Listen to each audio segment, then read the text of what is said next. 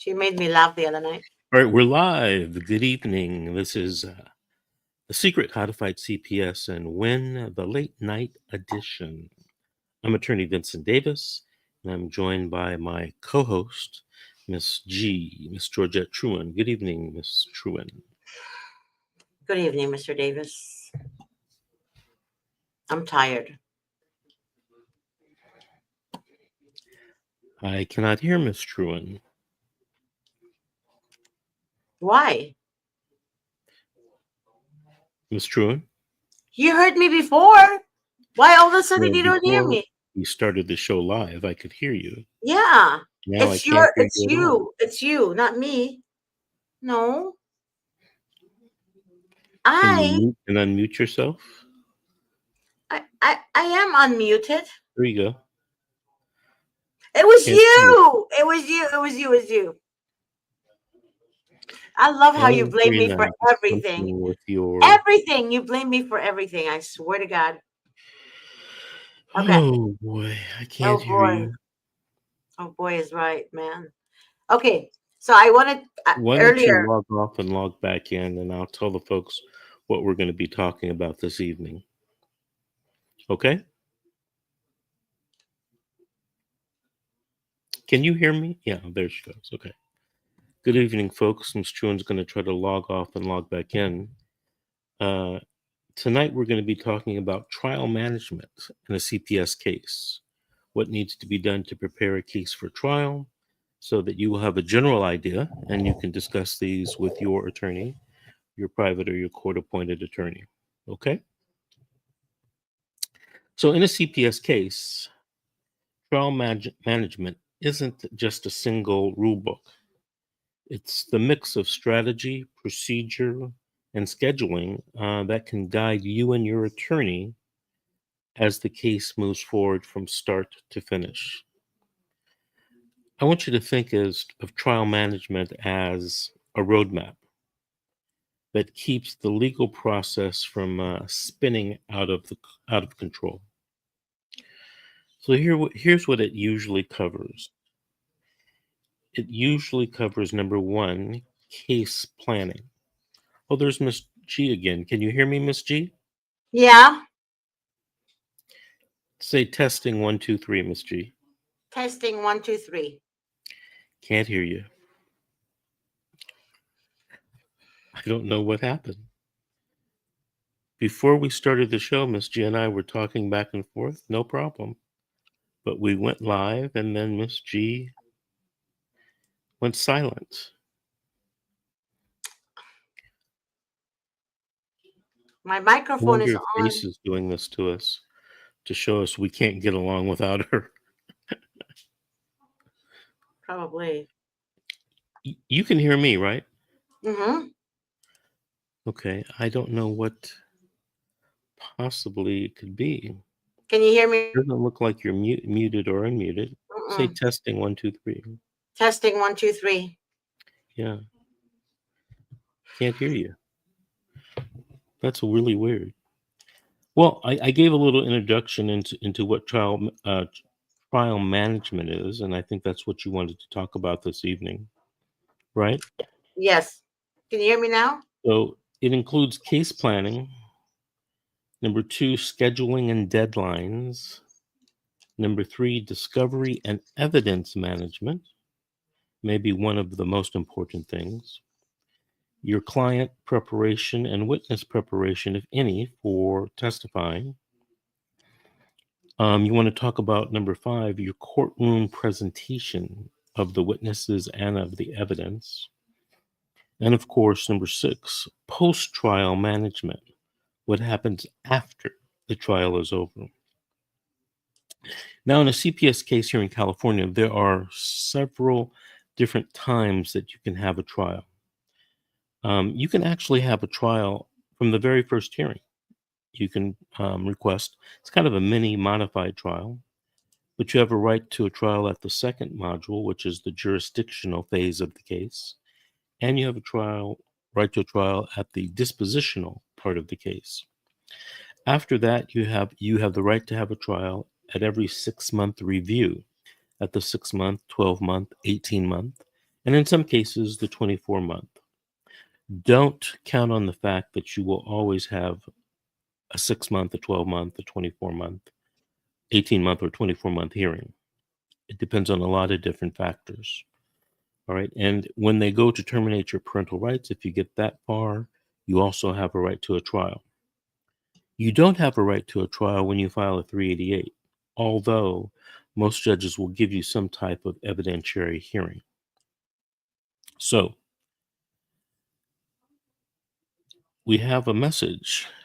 Hi, Mr. Davis. I contacted your firm and I haven't heard back. I've been calling and I was told attorney Art Lasalento was assigned to me, but I hadn't heard from him yet. I Well, know who Zoe, she is. Art I gave Lasalento is not a court-appointed attorney. He's a private attorney. And if you hired us, call our office right now. I see Miss G giving a timeout signal, look at and she's pointing at something. And maybe she's pointing at, she's pointing at the private chat. It says, I gave her his number after her husband hired us. Okay. I'll be talking to Mr. Lasalento tomorrow, Zoe, so I'll make sure that he calls you.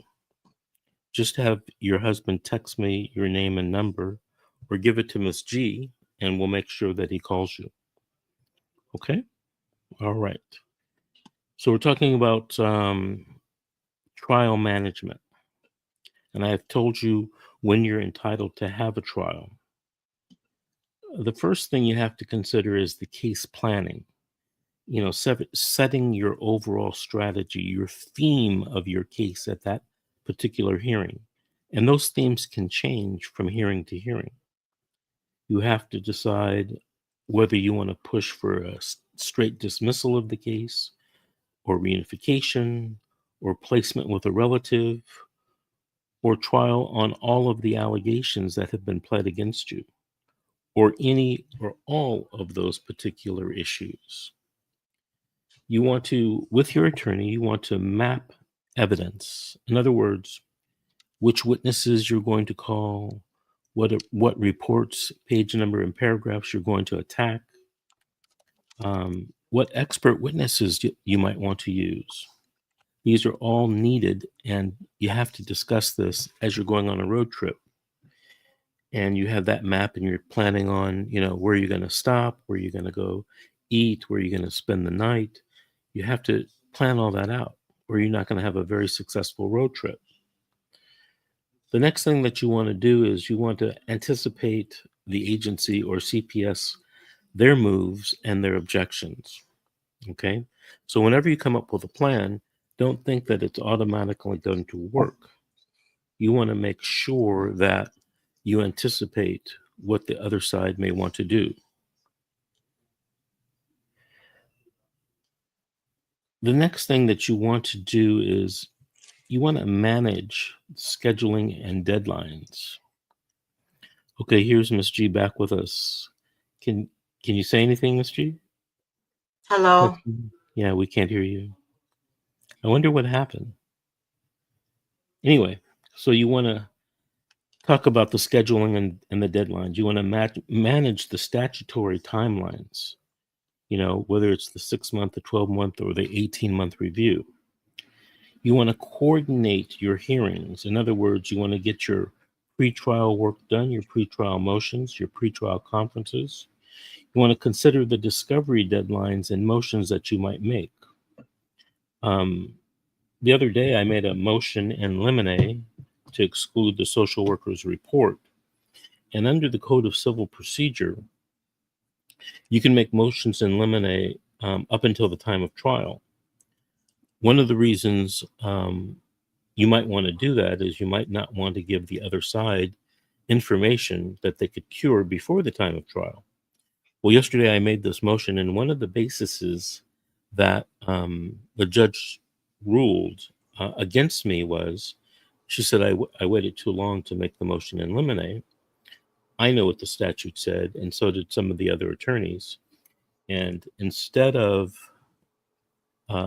the judge making me go forward with that piece of evidence coming in against my client, one of the attorneys on the case suggested to the judge that she continue the case since she wasn't going to exclude that piece of evidence, thereby giving me a chance to prepare and subpoena witnesses for that report, that She can late hear me filed well. report. You're the only one who can't hear me. And the attorney who was not on my side told the judge, if you don't continue if you deny the motion and you don't continue this case, Mr. Davis might have some appellate remedies. And he was 100% right, because I can make a motion in limine at any time up until the time of trial. I've even seen motions in limine be made during the time of trial when there's new evidence proffered by a social worker or another party. So these are all things that you have to discuss and consider with your attorney. The next thing, you want to make sure that the court calendar and your own progress and services line up with the reunification timelines. So what happens is sometimes people come to me right before the 6-month hearing, and I ask them, what did the judge order you to do at the disposition hearing as far as a case plan is concerned? And many times the parents don't know. I say, well, what did the judge order you to do? I don't know. Nobody could ever explain that to you? No. I met with a woman today, someone that had met with and talked to Miss G, and I asked her what her reunification plan was. And she informed me she just had to do parenting, and that they told her that if she did the parenting, she'd get her kids back at 90 days. When I looked at the report, she had a long list of things that she was supposed to do, some of which, or maybe all of which she said she was doing, but she didn't know that she was court ordered to do that. So you got to make sure that you talk to your attorney way before the trial to make sure that your counseling and your parenting and your drug testing is all being fulfilled, by the time you get to that 6-month date. The third thing you have to consider in this trial management topic is discovery and evidence management. You want to track what reports CPS or DCFS are going to try to use, that they must make sure they turn over all of the social workers' notes and diaries and visitation logs, police reports, medical reports. You want to make sure you get all of that before the trial, well before the trial, so you and your attorney can review it and decide how to counteract against such evidence. One of the things that you should do, and you should ask your attorney to do, is get something called the delivered service logs. Decades ago, old attorneys used to call them Title 20s, but today they're known as the DSLs, and they're basically the professional diary of your case, written by all the social workers that touch your case. So you want to make sure that you do that. The next thing you want to consider is filing motions to compel if the discovery isn't given to you. I've had many county counsel tell me, I'm not going to give that to you. Go ahead and make your motion. So we make the motion. The next thing you want to do with respect to discovery and evidence, you want to decide what exhibits and testimony you're going to do or need to introduce at trial, and in what order. You have to consider the subpoenas and subpoenaing what's called the custodian of records. Most documents will not be admissible unless you have a declaration from the custodian of records, or the custodian is there to say, yes, this letter is a true and correct copy of what was sent out in our file. Very important. If you don't follow the procedural rules for evidence in CPS cases, you could very easily lose. So make sure you have all of that lined up. The next thing I want you to consider is your preparation for testifying, and maybe your witnesses to testify. One of the things I hate to do is really talk about the testimony with witnesses, because they could be impeached someone could make it look like, oh, you talked to Davis for 3 hours. He told you what to say, and none of what you're saying is the truth. Isn't that correct? Okay, we don't want to fall into that situation. But if you're a client or a parent, they can't ask you if you've talked to me, and they can't ask you what we talked about. So it's easy to prepare a client as a witness, a little bit more difficult to prepare a non-client as a witness. For example, your parenting instructor. For example, your counselor, your substance abuse counselor. So take that into consideration. Preparing the parent, usually my client, or the relative, my client, for testimony and cross-examination does take time. A lot of times I tell people, after talking to them about the case, I said, what the easiest preparation is just to tell the truth. And if you think that that's going to hurt your case, so be it. I'll try to fix it. If you don't tell the truth, it's worse. My experience is that most judges do not like people that come to court and that don't tell the truth. Next thing you want to consider is calling the social workers and the therapist or other service providers and even your own experts who may support your defense. One of the things that you should not do is you should not coach witnesses on what to say. You can coach them on what to expect. A very significant difference. You may think it's the same, it is not. The next thing in trial management you should consider is your courtroom presentation. Handling the order of proof at the contested hearing, which witnesses you're going to bring, what order you're going to bring them in, which exhibits you're going to introduce into evidence, at what point in time are you going to introduce them into evidence. All can have a significant impact on the trier of fact, which is the judge. The next thing under courtroom presentation you should consider is you and your attorney have to manage the objections that the other sides may make. You have to manage the impeachment of your own witnesses, and you have to manage evidentiary issues in real time. One of the things when you hire an attorney and you plan on going to trial, you have to make sure that attorney is a master or an expert at the California Evidence Code. The other thing that you have to consider are the juvenile court rules, the local rules, and the California rules of court. You need to make a record in case you need to appeal the case. Well, the last thing I want you to consider in your trial management skills is the post-trial management. Hey, bye. Ensuring all orders are are enforced, such as visitation, placement, and services. Okay, Miss G is... Bye. She's waving bye-bye? Yeah. Yeah, she's waving bye-bye because her sound's not working. Right. Good night, Miss G. Sure. Hopefully we'll see you tomorrow. Right. Yeah.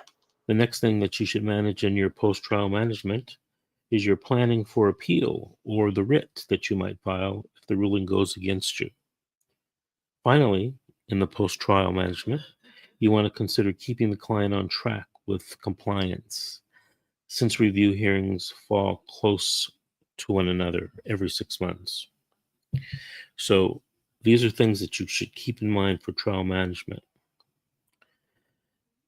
In practice, CPS trial management is about keeping the case organized, hitting deadlines, protecting your rights, and shaping the story and the theme that you want to play out in front of the judge.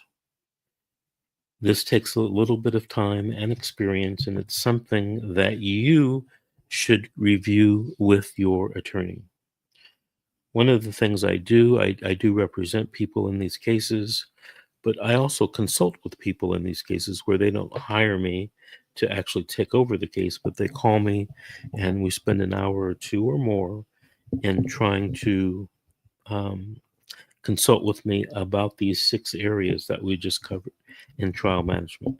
So if you need any assistance regarding your CPS case, please give me a call, 888-888-6582. It's the number in the bottom right-hand corner. All right, we're going to be on tomorrow at 12 noon, and hopefully Miss G will have her technical problems adjusted so that we can hear her tomorrow at 12 noon. All right, thank you everyone for joining us on this late night edition of The Secret, How to Fight CPS and Win. We'll see you folks tomorrow. A vivid picture is encrypted in your mind as the critics get in line like they're witnessing a crime. But then you notice there's a shiver in your spine from the feelings of discontentment and bitterness combined. Heartbroken when you listen to the judges, another kid's innocence corrupted, and if you go against then it's destructive. Consider this predicament the toughest, but we believe in a system fit for justice. Child Protective Services only pretends to save it. The one solution for this is worthy of instant praises. 30 years of experience with relentless cases. Allow me to introduce them. This is Vincent Davis, defending you when they don't think a mother fits the role. Is it juvenile dependency or government control? Observe the pain in their eyes. It's time for us to realize we are the last ones left. Put your